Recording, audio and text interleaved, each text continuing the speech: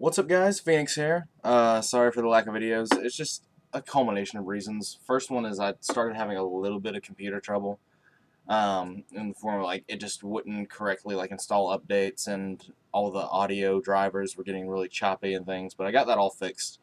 But after I got that fixed, I'd been separated from the game and recording for so long, like my spirit for the game just kind of died. And I ultimately contemplated actually just taking a break from the game until next year when Nationals rolled around. And I decided that I was going to play at the regional this past Saturday, or this past Sunday, in Norcross, Georgia, because it's right around the corner from my house. So why not go to a regional that's so close? And I told myself and my friends that if I did well in the event, that I would stay in the game fully competitively, um, and actually up my game competitively and start actually playing like the best decks of the format consistently and things like that. And just doing all my fucking around on the side. So I ended up taking second place at the regional. I need to stop doing that. Um, my overall record at the end of the day was undefeated with one draw. I did not lose. I did not outright lose the entire day. I drew round 3 with a Dragunity ruler mirror just because I won game 1, and in game 2 I was down in life and I just was not paying attention to the time. I thought we had like 10 minutes left in the round, so I was preparing to like see how much if I could push back for game, and if I couldn't, then scoop. But then we ended up going into time, and he won the second game, and it wasn't ideal. But other than that, I just won completely out throughout the rest of the day. I was playing Dragunity rulers. There's a very few changes between this and how I played it in Charlotte when I got my invite there. I will have a regional report up either later today or tomorrow morning. I'm not sure yet. It depends on how hard it is for me to get the video filmed. But I'm going to try and just plow through the deck list and for main and extra, and then do some explanations on those, and then do the side deck. So yeah, the main deck, there's 17 monsters, 3 ducks, the 1 Zephyros, 2 copies of Phalanx, you don't need the third, the 1 Mistleton because it's so heavily searchable, and it's bad in all of your problem scenarios. It's only good for comboing off. For the Dragon Rulers, 3 Redox, 3 Tempest, and 3 Blaster, and then the Red Eyes. Everyone seems to be cutting this card, and it's just because they're idiots and they don't know how to properly side with the card or do proper plays with it. Maining the Zephyros and the Red Eyes just gives you such an asset in game 1, where you can just blow every other matchup out of the water, and then if you're not going first, you side it out. It's not that big of a rocket science deal to think of, but apparently nobody wants to actually dedicate the thought process to doing that. There's 15 spells. There's 3 Dragon Ravine. I upped it from 2 to 3 Terraforming, and I think that's the only change I made in the main deck, was I cut the Gold Sark for the 3rd Terraforming, so I'm not running Gold Sark in this one. 2 Cards of Consonance, 3 Sacred Sword, 3 Upstart Goblins. I wanted to cut this so badly, but since Charlotte, but it's just the hands get too wonky, and you want that speed game 1. I do usually side these out when I'm going second. Going into game 3, going into game 2, I don't really care. It depends on if I won game 1 or not. Which obviously, if I'm going second into game 2, I obviously won game 1. But if I'm going second into game 3, I usually side these out because I want all my side deck cards to be in my hand, like Maxi, DD Crow, things like that. This actually relies on me having to have a turn first, and I don't like that when it's the last game of the match. And then the last spell is just Book of Moon. And then for the 8 traps, 3 Reckless Greeds. These were Saturday night before the regional. These were 6 cents and 2 Mirror Forces. But I just came to the conclusion I really did not like 6 cents. It's really, really underwhelming, and it's really not worth it in the long run. It's just too unstable. It's too ignorant. Like, I was doing things like calling 5 and 6, and they'd roll a 4 or a 3, and I'd do stupid shit like mill all my ravines and mill return for the different dimension, things like that. And I just decided that I just wanted consistent draw power, so I put the Recklesses back in. I mean, yeah, you can get locked under Reckless, but at least it's a guaranteed draw, and if you're smart enough to play it properly, then you don't it's not really that big of a deal not drawing for 2 turns. 2 Vanity's Emptiness. I wanted to cut these two after, or at least cut one of them after Charlotte, but it's just such a blowout card that it's ultimately better to just keep in. It's just you side them out in the matchups where they're not very good, and even in the matchups when they're not very good, they can generally do work game 1. And it just does things like blow out mermails and things like that. Just unnecessary things that end up working out fine. 1 Warning, 1 Bottomless, and the Broken Return from the Different Dimension, which will most likely be banned in January. Yay. And as for cutting Goldsark is legitimately the worst card in the main deck, especially going into like later game, because you want your resources to all be relevant, especially if you get forced in the late game, because the further into late game you go with this deck, the more strained your resource pool becomes, and slowly removing an element to grab another element and using that element for the turn in that way in late game is just suicide. The best thing you can do late game with Goldsark is Goldsark for like return, but even then you've got to survive 2 turns to get it and then a 3rd turn to set it and wait to play it. So it's not really worth it. Whereas the 3rd Terraforming lets you win the Field Spell War, and it gives you access to all of your elements immediately in the form of Ravine, makes your Constances live, does all that. And apparently nobody actually cares about winning the Field Spell War except for me and a few other people. People will just randomly and ignorantly just play their Dragon Ravines just as much as they want. Whether or not they know I have one in hand or not, they don't even try to just win the Field Spell War. They'll just play it. And it just makes it to where I can just plus off my opponent, because playing Ravine over their Ravine is automatically a +1. You got one of their cards out of the way, and you kept the card. So it's really good in that aspect. And nobody wants to win the Field Spell War, and it makes me so mad. But I mean, I guess I'll just win because I'm better. For the extra deck, 1 Crimson Blader, it never came up where I need 2 in the Dragon matchups, because if you play smart with the 1, then you're good. And like you just make it, and if you have protection for it, you're good. Or with this build, since you run Zephyros and things, even if you lock them for 1 turn under Blader, if you lock a Dragon player under Blader for a turn, and they still have 8,000 life points, or just under that, they will just like not set any monsters and let you swing directly with this. But you're playing Zephyros and Red Eyes, so you can easily just put another 8,000 damage plus this on the board at the drop of a hat on your next turn. So you never really need 2 in this version if you're running Zephyros and Red Eyes.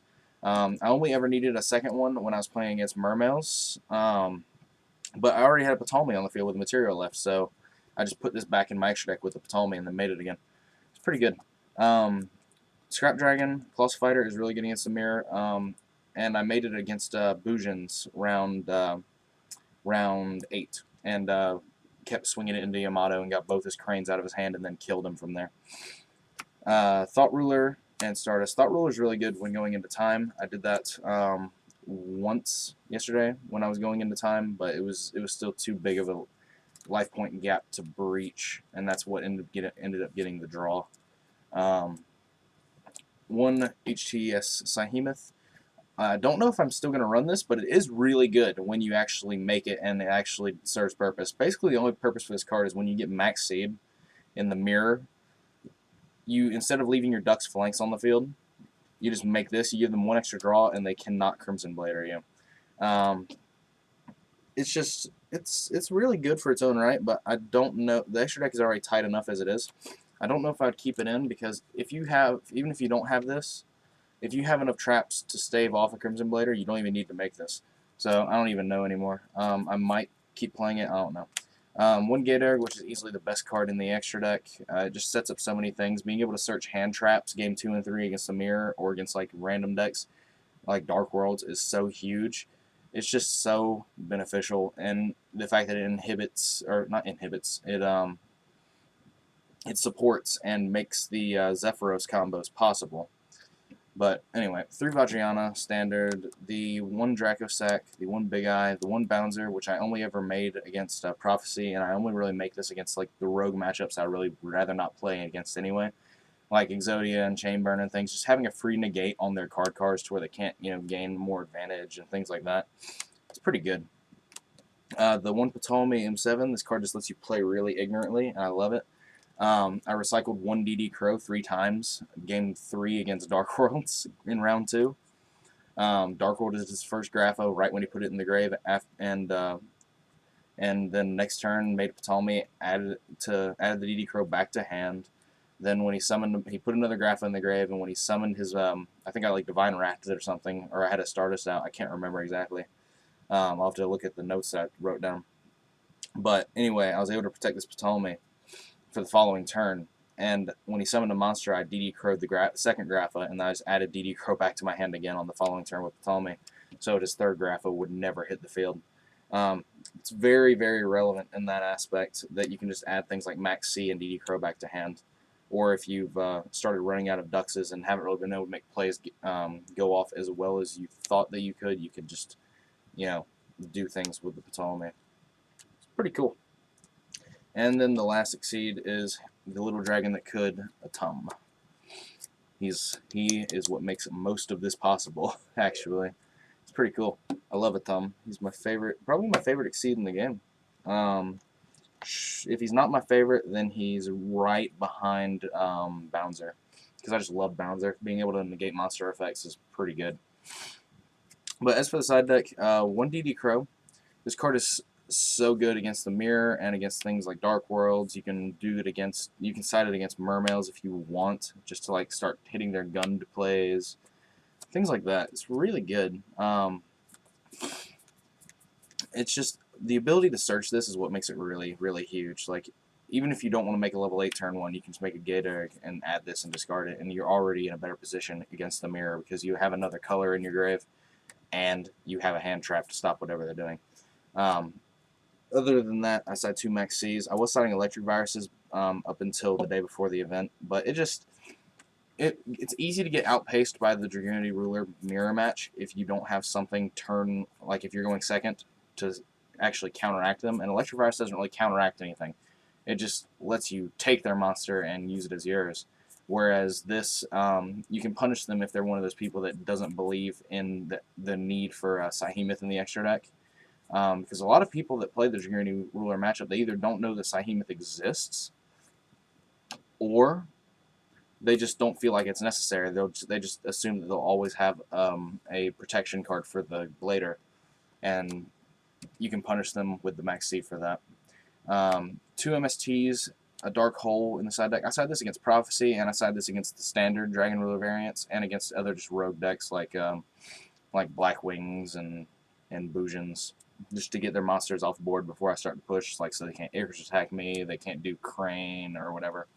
And it gets their Prophecy monsters off the field so that they can't fate you.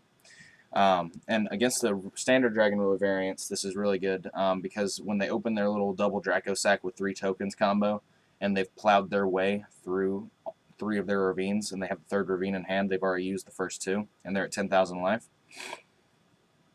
When you draw into this, you can just play it, wipe their 3 tokens, make a Crimson Blader and something else, and kill both the Draco sacks, and effectively lock them out of the game from there, because even if they play Ravine over your Ravine, or if you even played Ravine in general, when they play their Ravine next turn, all you have to do is have 1 more Ravine, and you've automatically won the Field Spell War permanently for the game, because that's their last Ravine, and you still have 2 more left in your deck if you've already played one of them, and if you haven't played any, then you just automatically win out of principle with your first Ravine that you play after they played their third one. So it just lets you push back from that massive opening that they try to do. 2 Exceeds Encore. I really like this as a side deck card. It's a little bit mediocre, but if you aren't forced to play it and you can play it at the right times, it's really, really disruptive. It's really game ending. A lot of people don't play this card right, and what I mean by that is like they'll play this on the Ophion when it's first summoned, just so that people don't search the Pandemic. But what you don't understand is that a lot of Evil players now are extra decking rank 3s to get around that. Like the guy I played against, he was extra decking a Zinmanes and a Leviair. Leviair because of the fact that if someone Exceeds Encores his Ophion, especially if he made a Kirkion play already, then he can just Leviair back one of his monsters and still keep advantage and basically push out another Ophion. Basically, the proper thing to do with this is to wait until they actually search that pandemic, because the pandemic doesn't really matter if you're going to win anyway, and you can encore the Ophion after they search, and in that case they only get one of the monsters back because there's only one material left on it, and they can't just go straight into another rank 3. Because I've seen people the entire weekend that were misplaying with this card and doing that. They'll just encore it right when it's summoned. They bring back the 2 monsters in defense mode, and then they just overlay into a Zen mains and punish you if you can't get rid of it, or make Stardust or do something to deal with it. Or they would just overlay into a Leviair and do something stupid like bring back a Kirkion that was already removed. But anyway, as far as the rest of the side that goes, 2 Decrees, it just handles all the rogue matchups that I just don't want to waste too much against them, so I'll just Decree and do things along that nature, and it just lets me win out of principle. 2 Divine Wraths. Valor really has no place in this format anymore, especially with people playing Divine Wrath. The problem with Valor is that it leaves a monster on the field, and ultimately this has really got used against the Prophecy matchup, and it's infinitely better than Valor, because not only can they not Wisdom it because it's counter trap, but it also destroys the monster, whereas Valor just leaves the monster there so they can still master, they can still Fate. But with Divine Wrath, it destroys the monster so they cannot master and they cannot Fate you, and you're free to just do whatever you want on your turn. It's pretty good. The single Eradicator, I'm only played against 1 Prophecy the entire day. It never came up, but it's just a good card to side. You can also side it against those bullshit people that decide that they want to play Chainburn or Exodia, and you're just like, no, stop it. Everything that you're doing, stop. Other than that, it's just a really good card. It's basically a pseudo Heavy Storm, if you can resolve it. And then the last 2 cards in the side deck are 2 Imperial Iron Wall. These come in against Prophecy, and they come in against the standard Dragon Ruler variants. You do not side these against Dragunity rulers. You side these against the standard variants of Dragon Rulers because it's basically a better Vanity's Emptiness. You go turn. I only side it when I'm going first. You go first and you make your Stardust, and then you set this, and then you play it in their draw phase. They can't 7-star sword. They can't play the game while you still have your level 8 engine. God, I'm getting sick. But you still have your level 8 engine, and the Stardust is protecting this, so they have to have 2 outs. They have to have a Raigeki Break MST, 2 MSTs, or they have to have like a Phoenix Wing Wind Blast, but even then they're just top decking it and you're going to draw it again next turn. So basically they have to make as many plays as they can make in that turn. And the thing is that once they get this off the field, you still have all your Dragon Rulers because you don't side very many of them, very many of the Dragon Ruler cards out. You just wait because you can afford to wait because they can't play the game and you can still summon level 8s. And then once they get rid of this, because they have to get rid of it in order to win, you just beat their shit in with dragons that you've been drawing turn by turn. It's pretty good. It's pretty good in that aspect. And it's better than Emptiness because it doesn't suicide itself when they play Ravine over your Ravine. So, otherwise, it's just a really good card. And I'm so happy that it came Ultra. I've been waiting for a holo for this since before Nationals last year because I've been citing this card like off and on for like the last 2 years. This is like one of my favorite side deck cards in the world. It's just such a good counter side. But anyway, guys, this is a 20-minute long video, and I'm not happy about that. But nothing I can do about it. I had to explain some things. But as always, guys, comment, rate, subscribe. I will have a regional report up either, like I said, later in the day today or tomorrow morning. And as always, guys, just take care.